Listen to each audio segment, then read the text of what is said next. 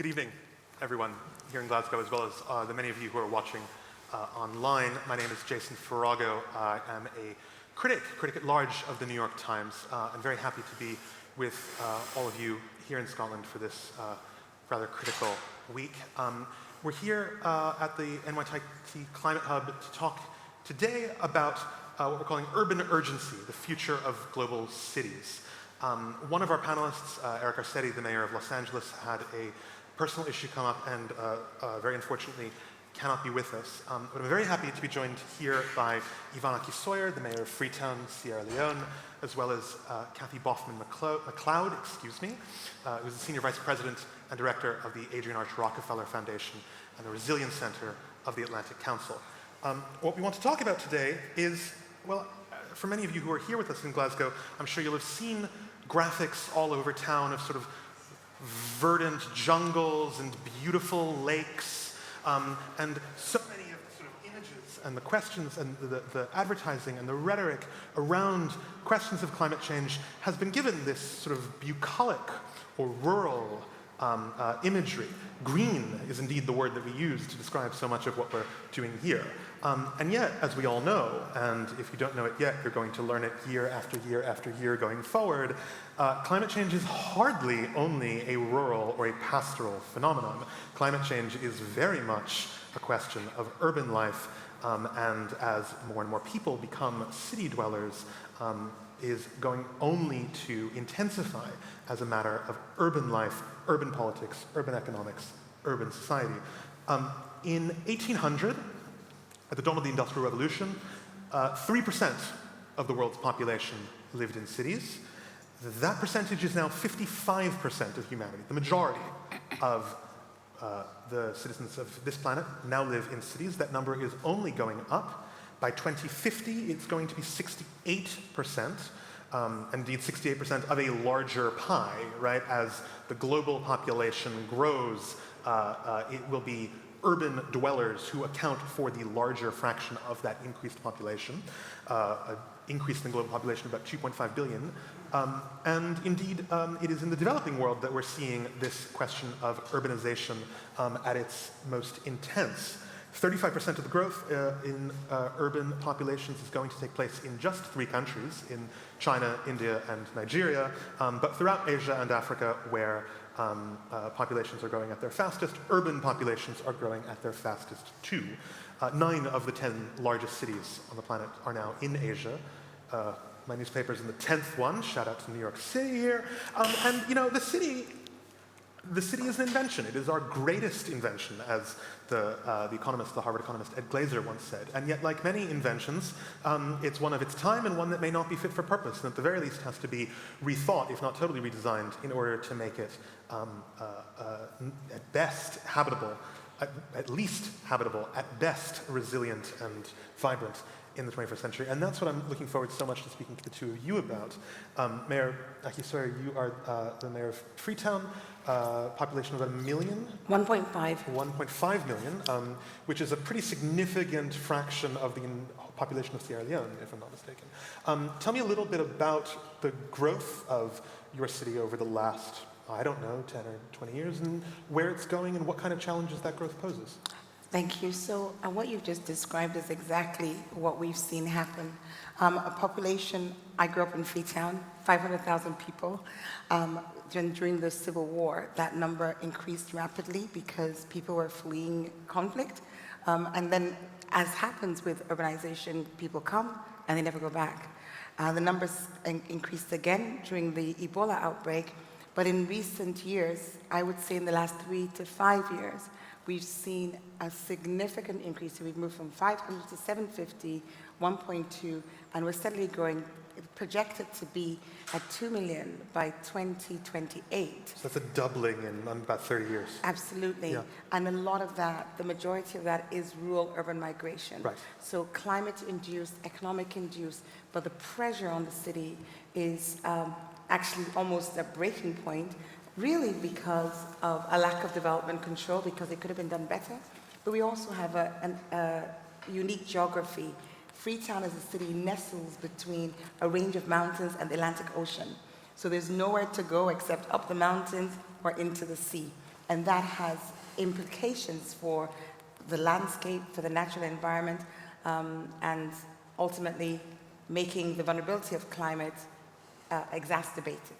And in particular, as a port city, what have you witnessed over the last couple of years as matters of sort of, as climate change intensifies? Has the Freetown's location on the water been a particular concern of yours?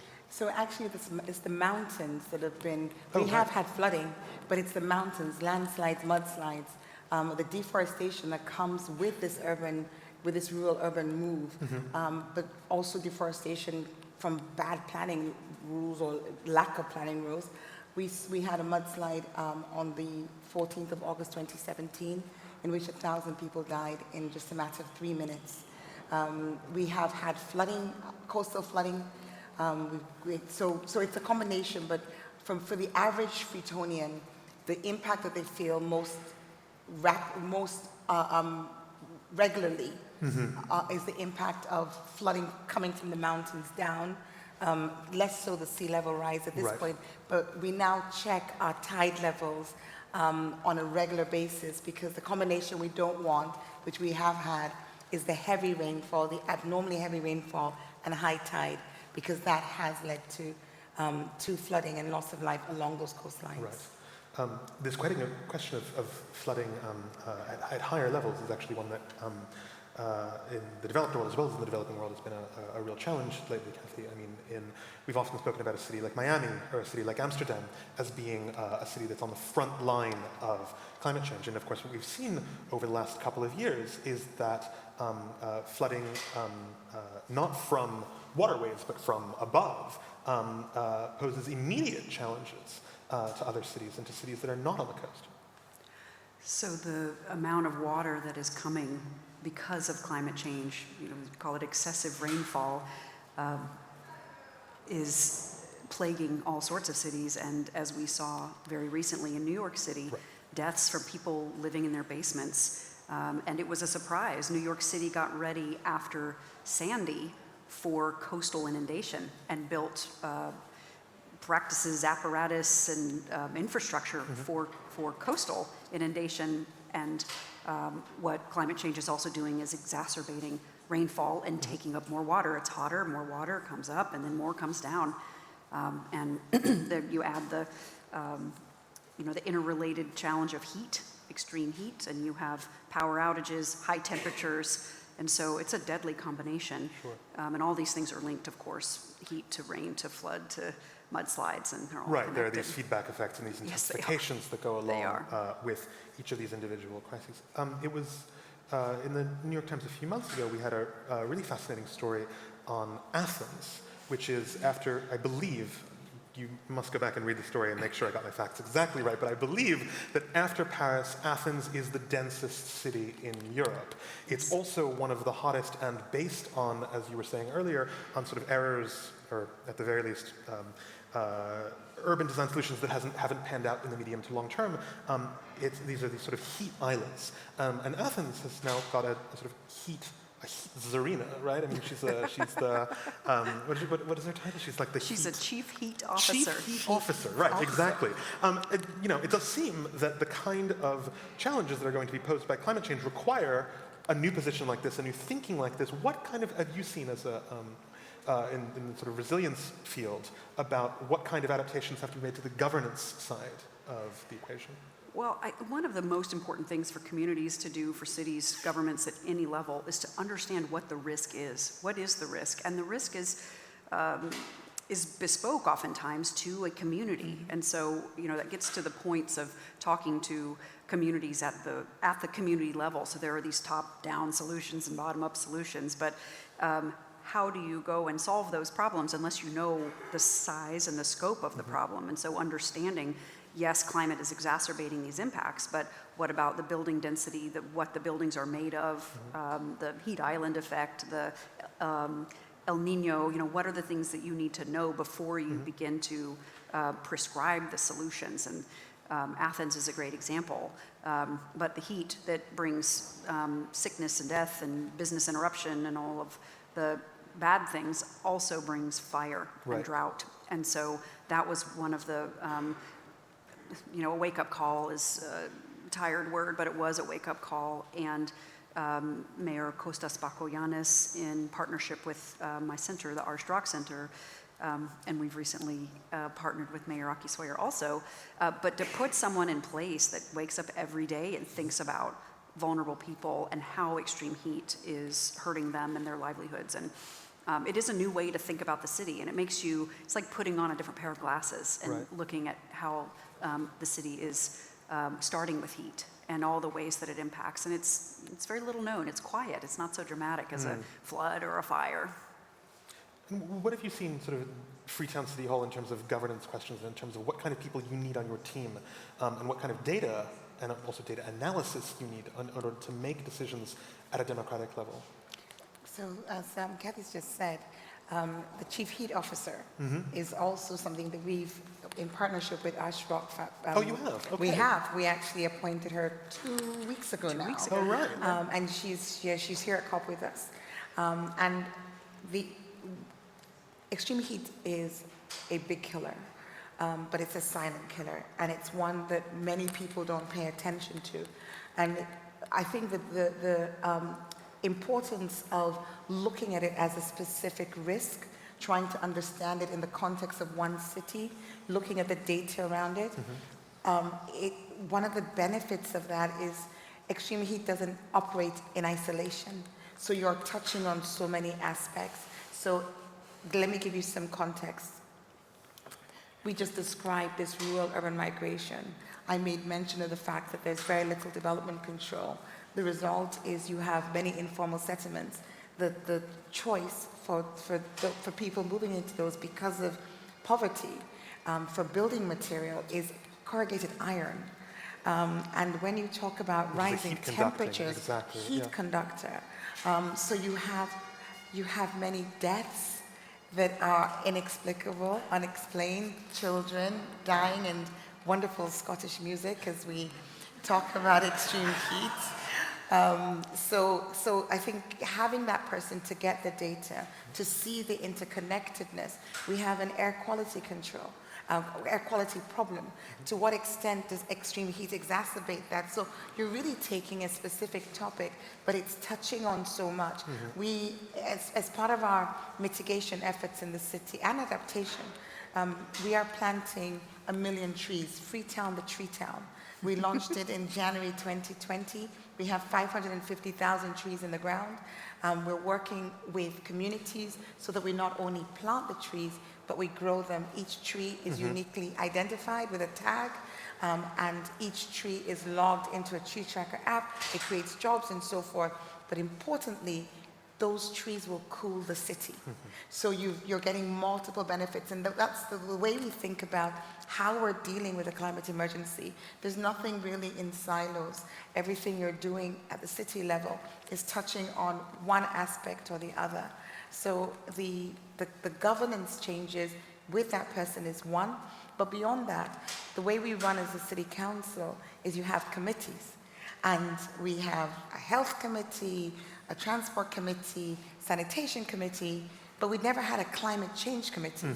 And just in the last 3 months, we've passed a resolution now and we've created a climate change committee because we're building a climate action plan for the city.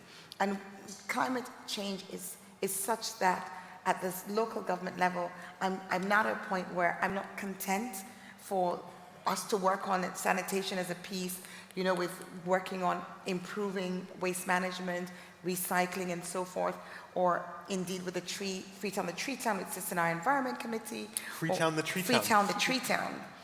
Solid slogan. Yeah. Or in our transport committee where we're working on introducing a cable car system. All of those are now coming under the umbrella of one committee. So they'll have the individual legs. So in terms of governance is also changing. Budgets need to change.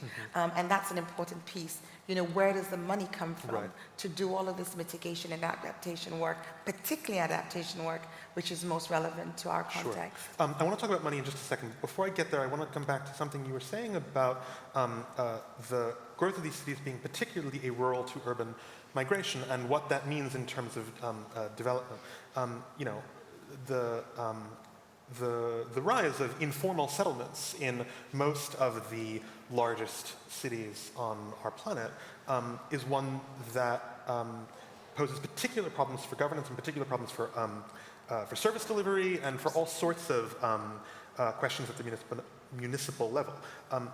Nevertheless, we sort of know from the 20th century that various top-down initiatives, or even the 19th century, of bulldozing slums or shantytowns in order to make way for shiny new construction is at best a little disrespectful, at worst can only make things worse than they were before. And I'd like to ask both of you a little bit about how top-down versus bottom-up can work together, and how at a city hall level or at an NGO level, solutions can be designed that work in concert with already existing populations who may have their own approaches and their own solutions to heat or to flooding or to population growth, and that reinforce rather than contradict what's already happening on the ground.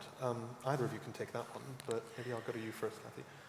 One framing thought about where we are with climate and what this COP means, something's different about this one. And for the first time in the high-level climate champions, and this is a little bit of the UNF, the UN's framework on climate conventions speak, the race to resilience and the race to zero. And these are sibling campaigns to drive action around, of course, mitigation, and then on the other side, resilience and adaptation.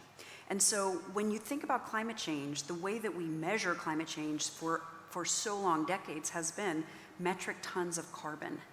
And for the first time this year, the race to resilience set a metric for human lives improved with adaptation and resilience interventions and policies and finance and all of that sort of thing. And so that's a watershed moment, pardon the pun. There are all sorts of climate puns that are on their hub today, don't worry. Don't get me started. But it's a moment because all the things you just described, bottom up, that's human beings. Those are lives and jobs that people have and communities and neighbors. And it's very different from this, we're going to mobilize $1 trillion in energy transition capital. I mean, that's a very distant, from a community, from a city, from a neighborhood, from a settlement, it's a very distant thought. And so in some of the doom and gloom of what looks like commitments that don't meet the test of where we need to be to stay to 1.5, this idea that we focus on human beings and improving their lives and that goal of reaching 4 billion people with solutions for adaptation and resilience by 2030, there's some hope in there. There's some hope with data, hope with money, hope with science. And so I just want to put a little bit of a box around it because the idea of all the things that we described are really about human beings and their families and their jobs. And that's a new speak. So I'll go. What you just described has been the experience of, the last 20, 25 years. We've seen examples of that in different parts of the world, and they don't succeed. And I'm going to piggyback off what Kathy just said, and it's this concept that we're dealing with people. We're dealing with people who have a right to live and who find themselves in the places that they're living not by choice, for the most part, of course there are exceptions, but by necessity.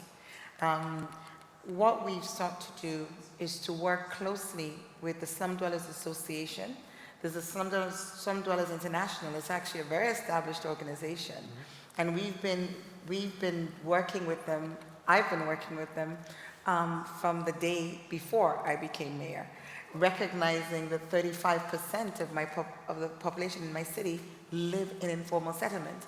They are a key constituent, but they're also the most vulnerable. So I prioritize them.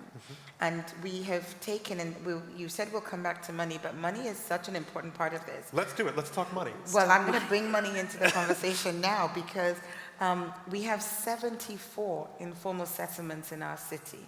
We've been able to work with 5. 3 of them are identified, no work done yet, but we've got World Bank funding to work on them. With 2 of them, we kind of said, we're just going to start this. Even if we have no money, we're going to begin to engage. And the trigger for me was one of these floods. this happened in 2019. I stood on the roadside above a community which is basically at the foot of one of the formal dump sites in the city. People were, their homes were flooded. My staff, my police force, and other staff were in the water carrying people on their backs. And I just looked and I thought, why? Why are we doing this year after year? This can't be right. So I went back to the office, and because it was a bit of an emergency, we had a number of partners in the office. And I said, okay, who's with me? We have to change this. Next year, I don't want to do this. And that means changing these communities. That's a process which is now into its second year. What did we do? My first point was, who are these people? Let's actually understand where they're coming from. So to your point, participatory. So we did a survey. We also did geotechnical studies of where the land is, because a lot of the land in informal settlements on the coast is reclaimed with garbage. Oh, right. So it's not, it can't take weight. We engage series of workshops, engage the community members to talk about the hard question of, if we're going to take the slum out of the community and not the community out of the slum, not everyone's going to fit in. There won't be enough space because we have to create some roads, we have to improve the housing, we have to have, some facilities. So how are we going to decide who moves and who stays? With me knowing that it's unacceptable to say to anyone, off you go. You need to have that as a relocation plan, which is further investment, identify a site, create a collaboration, not just put a few houses together and say, off you go, there you are. It's got to be a community. It's got to have the basic facilities. So we also have been working with the community on design. And lastly, this particular community has been banking the mangroves, destroying the mangroves. So we've brought them on board with Freetown, the Tree Town. We've got them actually working with us, being paid to restore that mangrove. So it's engagement. It's slow, where there's no money. I'm sure we could do a lot faster if we have money. We now have line of sight to about $1 million, which will be a good start there. But it's not even in the bag yet. So to the money. Well, there's one thing about money, and then I know many of you will have questions both online and in person. As I was saying at the beginning of this, the majority of Earth's inhabitants are now urban citizens, and yet many of the people cutting checks want to cut those checks to federal levels or Central NGOs working at the federal level, or at best at the sort of state or provincial level. And yeah, I mean, I would like to hear from you, like, how do you convince these people, give me my money, right? Absolutely. Like, at the municipal level, and not just, I suppose, towards NGOs, but to federal governments as well. Absolutely. Everybody's been talking about this being a revolution. We've done the Industrial Revolution, and now this is a new revolution. Every revolution needs to be funded. And we need to fund this revolution, but fund it at the right place. And as you're saying, city leaders are at the cutting edge. And often you have situations where the people writing the checks are not wanting. That's been the push of C40 cities and other networks like ICLEI and Global Parliament of Mayors, making the point that, for example, with C40 cities, it's 97 cities committed to climate action, committed to the point that we have to develop a climate action plan, we have to meet certain goals, and if you don't meet those goals, you are asked to leave the club. And many of these goals are far in advance of what their federal governments are. Oh, far in advance, yes. I thought you meant far in advance in years, like the federal governments do it. No, they're very immediate, they're very tangible, they're measurable. But I think that really brings us to this point of accountability, which is, we have our nationally determined contributions, and there's no accountability with that. I would say we continue to ring the bell.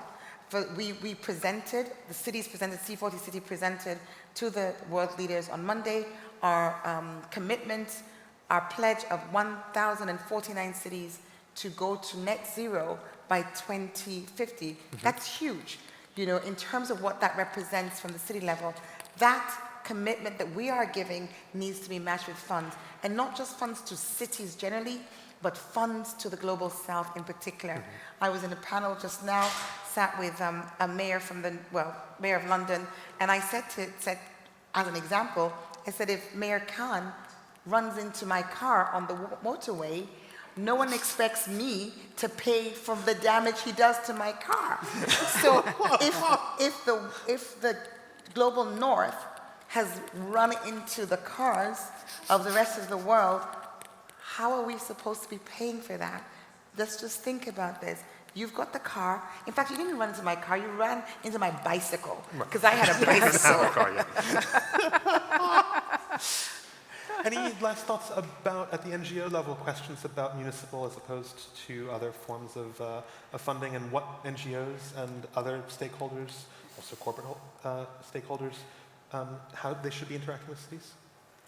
Well, I think the back to the top-down and the bottom-up and the money go together, because the projects are not successful if they are not, if the community is not invested in what will happen and what the outcomes are and what the changes are that you're trying to achieve there. So the local money is essential, and then how the global financial architecture gets shifted out of this, Bretton Woods construct that means only central governments can take financing. I think it's hard to talk about the financing without talking about debt. I know this is not a panel about debt, but debt is a huge piece of the Global South, Global North ability to invest in the solutions that we're talking about sufficiently for people's lives to be sustained and living the way that we want them to. So the takeaway is that the bottom up has to be there, and the notion that you can quickly move projects and money, I think in this new context, we really can't do that. We have to work with communities, and if you have pressures to move quickly, we won't be as successful. And I think all the things that Mayor Aki Sawyer just described tell us that. But the money is essential, and her bicycle is still in the shop. And it needs to be repaired very urgently. On that note, we have time for a few questions. I believe we have, we'll start with the one that we have online. Want to go ahead? Thanks, Jason. We do have one question from the virtual audience. Does making cities greener also present an opportunity to make them safer and more inclusive spaces? Yeah. Easy answer, yes, absolutely. And the nature-based solutions are the most cost-effective. Nature is a superhero for cities.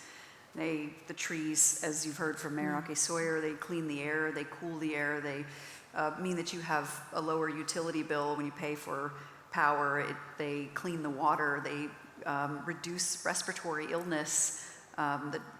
Nature is a super solution. So yes, greener, healthier, safer, for sure. I couldn't agree more. Though, of course, it is a solution that has to be designed. And I mean, we've seen here in Europe, or almost nearby, forgive me for getting that wrong in this room, Ursula von der Leyen, the president of the European Commission, has launched this program, the new European Bauhaus, that is all about how urban design and green design can intersect. And I am interested in this question about whether there is a green future that is also a beautiful future. This seems also to me to be not just about having pretty things, but about building credibility and building buy-in from your citizens about living in a greener city.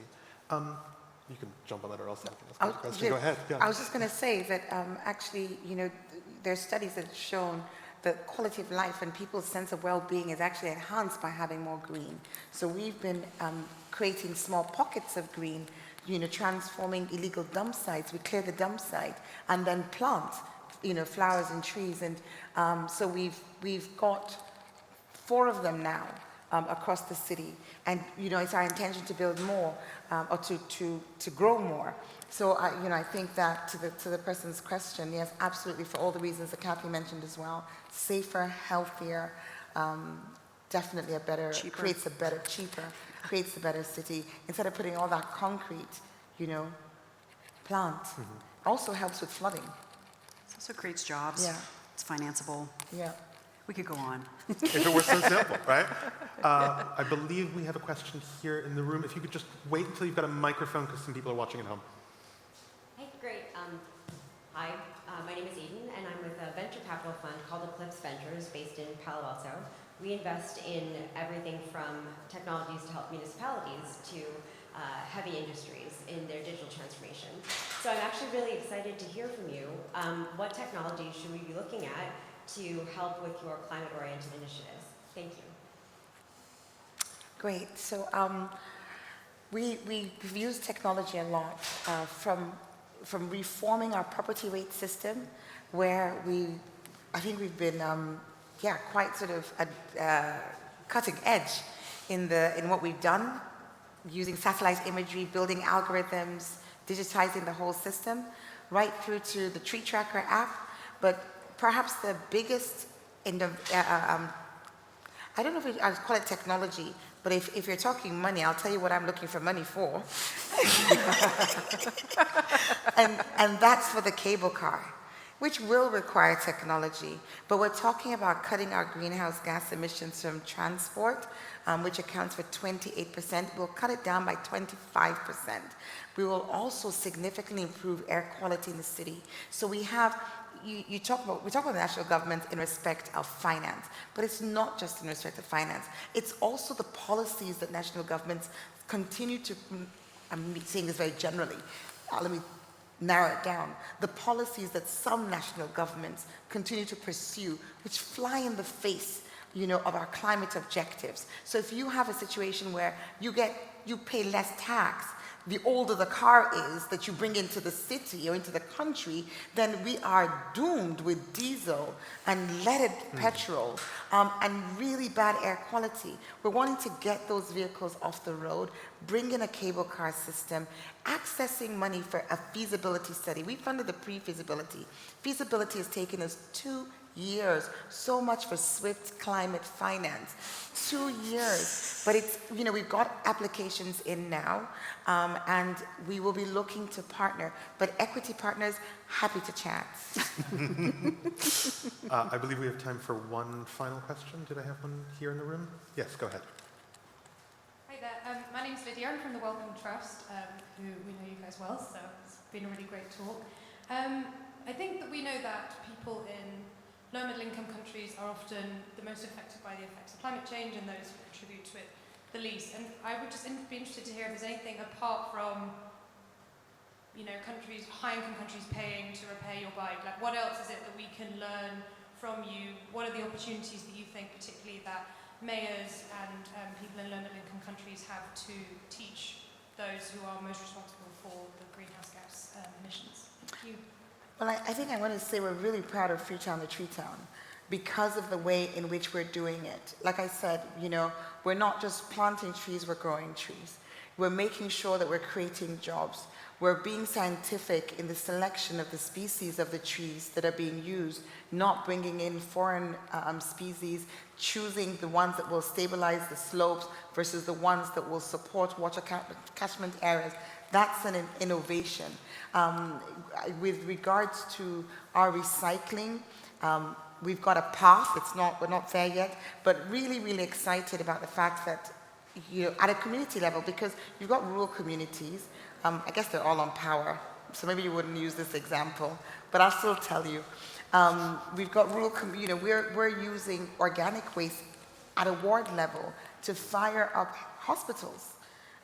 With biodigesters, we're using geotubes for wastewater treatment. So maybe because our contexts are different, not everything is transferable, but it's certainly transferable across other cities and local authorities in parts of the world which don't have perhaps the advanced infrastructure that you would have. But the nature-based solutions, I think they're worth copying. Well, the subway in New York City, my home, doesn't look like advanced infrastructure to me these days. With that said, I want to thank the two of you so much for being here with me. I want to thank all of you here in Glasgow and the many of you watching at home. Thank you so much. Thank you.